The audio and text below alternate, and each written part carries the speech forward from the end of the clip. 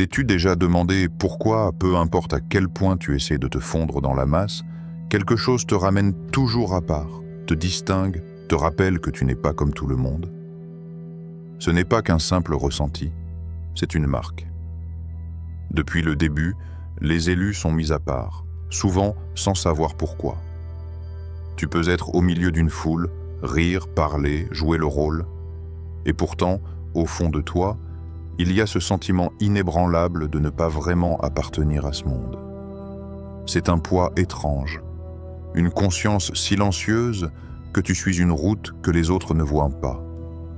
C'est pourquoi l'isolement devient l'un des premiers et des plus clairs signes. Il y a des saisons où les amis s'éloignent sans raison, où la famille semble distante, où ceux que tu croyais éternels dans ta vie disparaissent sans explication. Ce n'est pas parce que tu es brisé, ni parce que tu as fait quelque chose de mal. C'est parce que tu es attiré dans une solitude sacrée qui a été écrite pour toi bien avant que tu ne comprennes le mot « élu ». L'isolement est ce feu purificateur qui brûle le bruit des foules, afin que tu puisses enfin entendre la voix en toi. C'est là que ton discernement devient plus fin, que ton caractère se façonne, que ta dépendance passe de l'approbation des hommes à l'alignement divin. Cette solitude qui t'a hanté n'a jamais été destinée à te détruire. Elle était là pour te purifier. Sans ces nuits de silence, tu n'aurais jamais découvert la profondeur de ton esprit. Sans cette mise à l'écart, tu n'aurais jamais compris que la solitude n'est pas une absence, c'est une présence. La présence de la vérité, la présence du but, la présence de celui qui te guide depuis le début. Ce qui ressemble à de l'abandon est souvent une initiation. Tu n'étais pas puni en étant mis à l'écart, tu étais caché jusqu'à ce que vienne la saison appropriée pour être révélé. Et si l'isolement est la première marque étrange, le rejet en est la seconde, et il touche encore plus profondément. Le rejet blesse d'une façon que peu de choses peuvent égaler. Tu voulais cette opportunité, tu étais prêt pour cette relation, tu avais prié pour cette porte ouverte, et pourtant elle s'est fermée brutalement. D'autres semblent avancer sans effort, tandis que toi tu fais face à barrière après barrière. Cela paraît injuste, comme si tu avais été négligé, comme si tu n'étais peut-être pas suffisant. Mais les élus finissent par comprendre que le rejet n'est jamais vraiment un rejet. C'est une redirection. Chaque non qui a brisé ton cœur était un bouclier te protégeant de ce qui était trop petit pour ton appel. Chaque personne qui est partie n'était pas une perte, mais une libération, car là où tu vas, tout le monde n'est pas qualifié pour te suivre. Pense aux emplois qui n'ont pas duré, aux amitiés qui se sont effondrées, aux saisons qui se sont terminées sans que tu aies ton mot à dire. Sur le moment, rien ne faisait sens.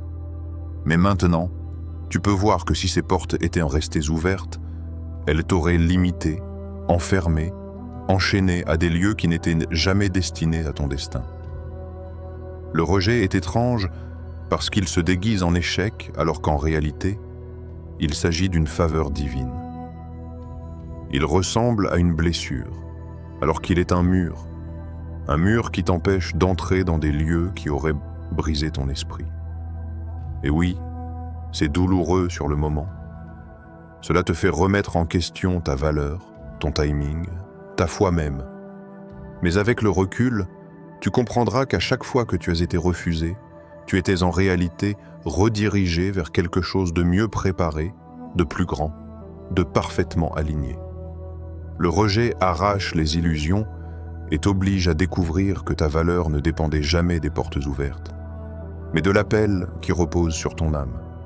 Les gens qui t'ont rejeté, les opportunités qui te sont passées sous le nez, les portes qui t'ont claqué au visage, ils ne t'ont pas défini, ils t'ont raffiné.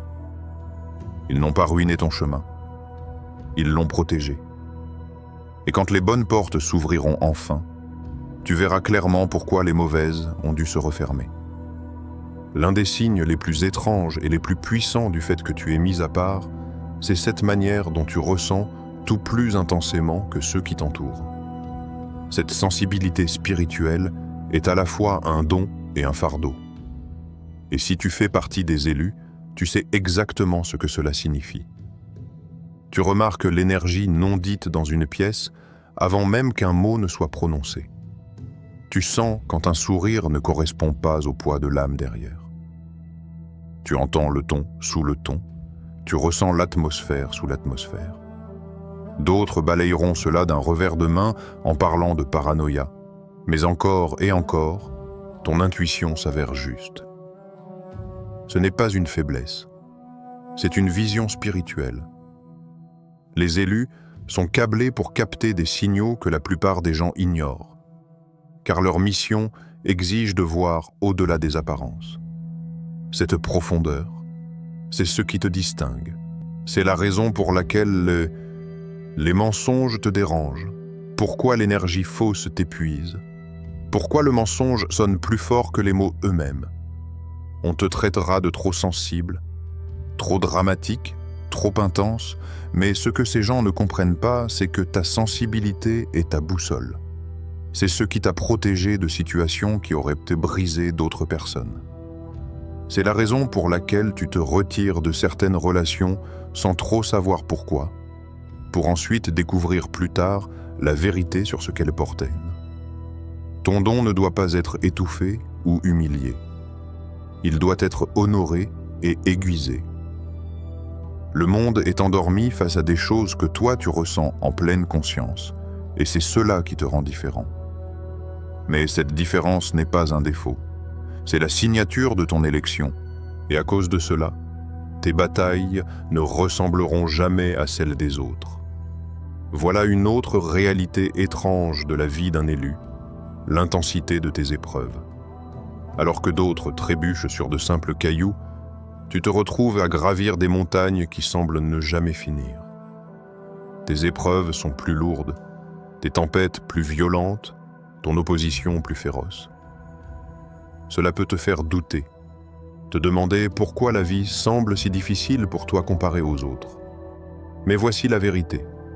Plus l'appel est grand, plus la préparation l'est aussi. Tu es façonné pour quelque chose qui exige une force hors du commun. Alors ton entraînement est forcément plus rude. Chaque bataille qui a failli te briser était en train d'éroder la faiblesse pour révéler la résilience. La guerre spirituelle que tu as traversée n'a pas été brutale parce que tu étais maudit, mais parce que tu portes quelque chose qui mérite d'être combattu. L'obscurité ne poursuit pas ce qui ne représente aucune menace. Si tu te sens souvent attaqué, c'est que ta lumière dérange bien plus que tu ne l'imagines. Ces épreuves ne sont pas la preuve que tu es oublié, elles sont la preuve que tu es marqué. Les élus sont construits différemment parce qu'ils sont appelés à agir différemment. Chaque nuit sans sommeil, chaque larme qui a trempé ton oreiller, chaque lutte qui t'a fait douter de ta capacité à continuer, elles t'ont tous façonné pour devenir inébranlable. Les choses mêmes qui sont venues pour te détruire ont fini par te construire. Et même si tu ne t'en rendais pas compte sur le moment, tu as accumulé une force, une sagesse et une autorité qu'on n'apprend jamais dans la facilité. C'est pourquoi, lorsque la tempête passe, tu ne fais pas que survivre. Tu te relèves en portant un pouvoir dont tu ignorais l'existence. Il y a quelque chose d'étrangement troublant dans la manière dont l'univers s'adresse à ceux qui sont mis à part. Pour les élus, la conversation se manifeste souvent à travers des symboles, des synchronicités et des signes que la plupart des gens ignorent. Tu les remarques non pas parce que tu cherches désespérément un sens, mais parce que ton esprit est accordé à une fréquence supérieure. Et l'un des signes les plus indéniables de ce contact, ce sont les chiffres qui se répètent. Là où les autres jettent un coup d'œil à l'heure et passent à autre chose, toi, tu t'arrêtes quand tu vois 11h11 te fixer au moment précis où tu étais en train de lutter avec une décision. Tu regardes un reçu et le total est de 22$ et 22 cents, juste après avoir prié pour recevoir une confirmation. Tu ressens des frissons lorsque le 444 clignote sur ton écran à la seconde même où tu demandais de la protection. Pour le monde, ce n'est que hasard, mais pour toi, c'est une communication. Ces chiffres qui se répètent ne sont pas des jouets ni des tendances. Ce sont des rappels, des empreintes divines pressées dans le tissu ordinaire de tes journées pour te dire que tu es vu, que tu es guidé, que tu ne marches pas à l'aveugle. Ils apparaissent dans les saisons où un changement approche, lorsque les décisions pèsent lourd, quand une transition est proche. Ce sont des repères sacrés qui murmurent « Continue, tu es sur le bon chemin ». Ils sont là pour te garder ancré quand le doute s'installe, pour t'élever quand la peur serre ta poitrine, pour te confirmer que la main invisible qui te guide ne t'a jamais lâché. Au fil du temps, tu commences à vivre en harmonie avec eux, à comprendre que chaque motif est un message, chaque séquence un signe, et que rien n'est un hasard. Cela paraît étrange parce que la réalité semble se plier autour de toi, mais cette étrangeté est sacrée. Cela signifie que tu es en alignement avec quelque chose d'éternel. Et pourtant, même avec ces confirmations qui te guident, un autre signe, étrange et souvent douloureux, du fait d'être choisi est l'expérience constante d'être incompris. Peu importe à quel point tu essaies de t'exprimer clairement, les gens saisissent rarement la profondeur de ce que tu veux dire. Ils regardent ton intensité et la qualifient de trop envahissante. Ils voient ta réflexion silencieuse et en déduisent une faiblesse. Ils observent tosement tes larmes et pensent fragilité, sans comprendre qu'elle coule d'une compassion plus profonde que tout ce qu'ils ont jamais connu. C'est épuisant de vivre dans un monde où la majorité déforme ta nature, où tu as l'impression de parler une langue totalement différente. Mais cette incompréhension n'est pas une preuve d'échec, c'est la preuve de ta différence. Tu as été conçu pour porter des fréquences que d'autres ne peuvent entendre, ce qui signifie que ton énergie semblera toujours déplacée dans des environnements superficiels. Le monde célèbre ce qui est à la surface, mais toi, tu as soif de profondeur. Le monde cherche la conformité, mais tu as été construit pour l'authenticité. Le monde veut te faire rentrer dans des cases, mais ton esprit refuse de se réduire à de petits formats. L'incompréhension suit les élus parce que la lumière en eux met en évidence ce que d'autres ne sont pas prêts à affronter. Certains t'envieront, d'autres te craindront, d'autres encore déformeront tes intentions pour apaiser leur propre inconfort. Et même si cela fait mal d'être mal interprété, c'est aussi le signe le plus clair que tu n'as jamais été destiné à te fondre dans la masse. Ce que les gens rejettent en toi est souvent ce que le ciel a placé en toi. Leur confusion est la preuve de ton appel. Être incompris t'enseigne à ne plus courir après la validation, à ne plus diluer ta vérité juste pour être accepté, à ne plus t'excuser pour l'intensité de ton esprit. Cela t'apprend à marcher avec audace dans ta différence, car ta différence est précisément ce qui prouve que tu es choisi. La vie d'un élu est marquée par des cycles qui paraissent étranges, douloureux, mais pourtant indéniablement porteurs de sens. Encore et encore, tu te retrouves debout dans les cendres de quelque chose que tu croyais éternel. Une amitié s'efface sans explication. Un travail qui semblait solide s'effondre. Une période de confort te glisse soudainement entre les doigts. Au départ, cela semble cruel, comme si la vie elle-même t'avait désigné pour souffrir davantage que les autres. Tu te demandes pourquoi la stabilité ne dure jamais, pourquoi chaque fois que tu crois enfin pouvoir respirer, quelque chose s'écroule à nouveau. Mais ces schémas de perte ne sont pas des preuves d'échec. Ils font partie d'un rythme sacré réservé à ceux qui portent un appel plus grand que la moyenne. Ce qui meurt dans ta vie n'était jamais destiné à survivre à ton évolution.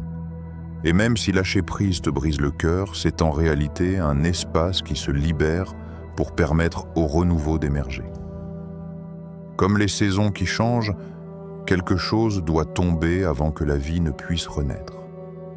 Les arbres perdent leurs feuilles, non parce qu'ils meurent, mais parce qu'ils se préparent à un nouveau cycle. De la même manière, chaque fin dans ton parcours est en vérité un commencement déguisé. Cette étrange répétition entre perte et renouveau t'a façonné en quelqu'un que les circonstances ne peuvent plus ébranler. Tu as appris à laisser partir ce qui ne te sert plus, à faire ton deuil tout en avançant, à faire confiance au fait que ce qui t'est destiné finira par te retrouver. À chaque fois que tu ressors des ruines de ce qui a tenté de t'enterrer, tu deviens plus fort, plus sage et plus accordé à ta mission. C'est dans la fracture que tu découvres une résilience que tu ne soupçonnais même pas. Et c'est dans le renouveau que tu réalises que tu ne perdais rien. Tu étais simplement préparé pour quelque chose de bien plus grand. Et puis vient l'accélération. Un autre signe étrange et presque choquant de la vie des élus. Pendant si longtemps, tu avances au ralenti, observant les autres s'élever, pendant que toi tu rampes dans l'ombre, freiné par les retards, les luttes et l'invisibilité. Tu attends, tu travailles, tu pries, et pourtant rien ne semble bouger. Mais soudain, tout bascule. Des portes autrefois closes s'ouvrent en même temps. Des opportunités arrivent l'une après l'autre avec une vitesse presque vertigineuse. Le rythme de ta vie change si radicalement que ton entourage parle de chance ou de hasard, mais toi tu connais la vérité. C'est le timing divin qui se déploie enfin. Toutes ces années passées dans l'ombre, tous ces combats silencieux, toutes ces saisons de solitude n'étaient pas vaines. Elles posaient les fondations d'une élévation rapide. L'accélération est étrange parce qu'elle semble surgir de nulle part, alors qu'elle est en réalité le fruit visible de tout ce que tu as enduré dans le secret. Là où il fallait autrefois des années pour voir un progrès, la croissance surgit désormais en quelques semaines, voire quelques jours. Des connexions apparaissent, parfaitement alignées avec ton but. Des portes s'ouvrent que ton CV n'aurait jamais pu décrocher. Des bénédictions arrivent que même tes efforts les plus acharnés n'auraient jamais pu provoquer. Aux yeux des autres, tout semble soudain, mais pour toi, c'est une justice longtemps attendue. Voilà pourquoi les élus ne peuvent peut-être pas mépriser leur saison lente, car lorsque l'instant de l'accélération arrive, ils portent le poids de chaque larme, chaque prière, chaque nuit où tu as failli abandonner. Le divin attend que ton esprit soit pleinement prêt, puis relâche les bénédictions avec une telle intensité que cela te coupe le souffle. Tu entres alors dans un flux où l'alignement décuple tes efforts, où la faveur t'entoure, où ce qui te résistait commence à te poursuivre. Cette montée soudaine n'est pas un hasard, c'est le déploiement d'un destin qui a toujours été écrit pour toi.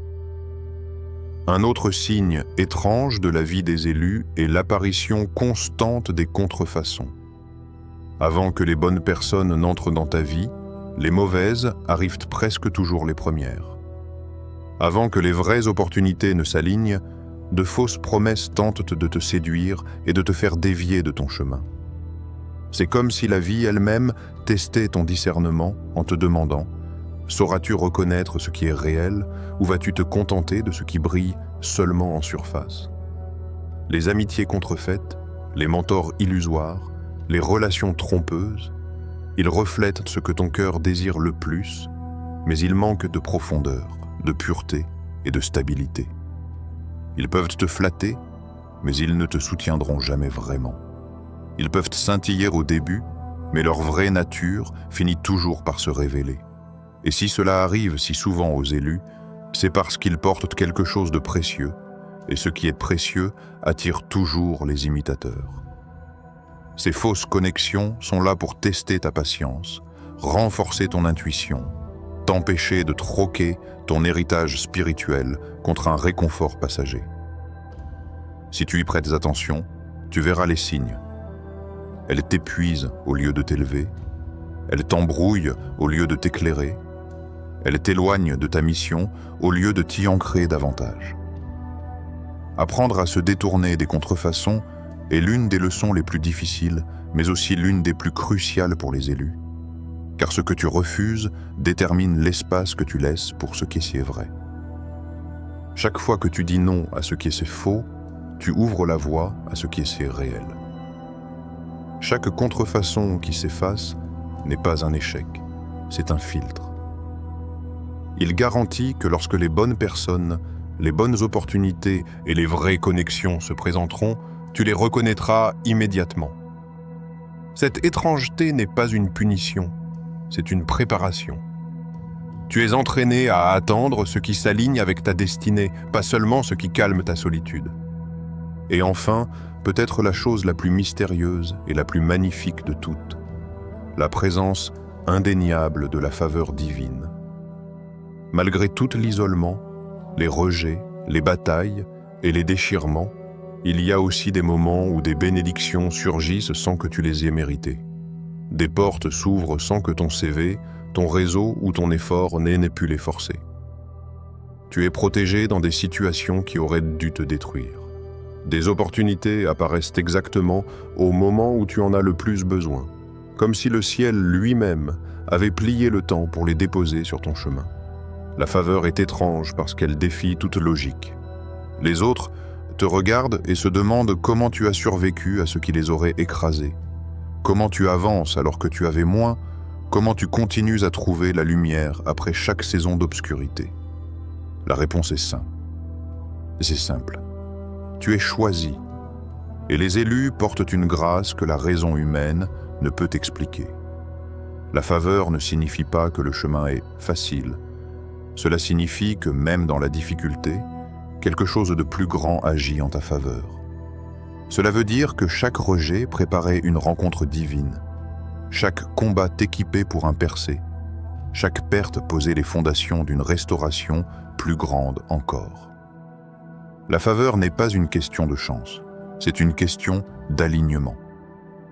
Lorsque ton esprit s'aligne avec ta mission, les bénédictions écrites pour toi trouvent leur chemin jusqu'à ta vie. Elles n'arrivent ni trop tôt, ni trop tard. Elles arrivent exactement au moment où tu es prêt à les recevoir. Et quand elles viennent, tu vois enfin le motif. Toutes les choses étranges que tu as vécues n'étaient pas aléatoires. L'isolement t'a renforcé. Le rejet t'a redirigé. Ta sensibilité t'a protégé. Les luttes t'ont forgé. Les signes t'ont guidé. L'incompréhension t'a affiné. Les cycles de perte et de renouveau t'ont élevé. L'accélération a prouvé que tu étais prêt. Les contrefaçons ont aiguisé ton discernement. Et maintenant, la faveur vient tout confirmer. C'est ça. Le chemin des élus. Il est étrange, il est lourd, il est sacré. Tu n'as jamais été maudit. Tu étais en train d'être façonné. Et aujourd'hui, tu te tiens debout comme une preuve vivante que la douleur avait un but, que l'étrangeté était sacrée, et qu'être choisi, c'est vivre une vie que le monde ne comprendra peut-être jamais, mais que le ciel a toujours reconnue.